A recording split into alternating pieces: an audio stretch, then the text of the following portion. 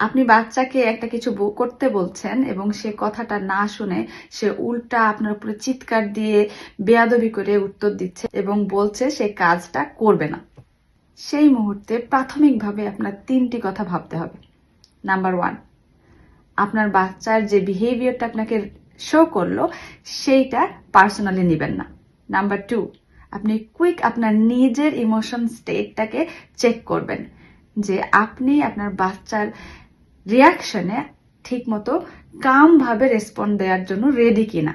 যদি না হন তাহলে আপনি নিজেকে কাম করুন এবং কাম হবার পরেই আপনি আপনার বাচ্চাকে রেসপন্ড দেওয়ার জন্য তৈরি হন।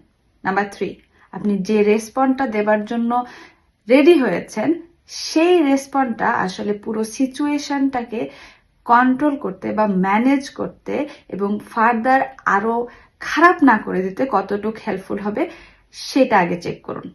কারণ রাগের মাথায় আপনি যখন বাচ্চাকে বোঝাতে যাবেন আরো উত্তেজিত হয়ে পড়বেন, তখন কিন্তু সিচুয়েশনটা কন্ট্রোলে হবে না। You will lose that control এবং আপনার বাচ্চা আরো চিৎকার শুরু করবে। সো এই 3টা কথা ভাবার পরেই আপনি আপনার বাচ্চাকে রেসপন্ড দেওয়ার জন্য রেডি হন। ভালো থাকুন।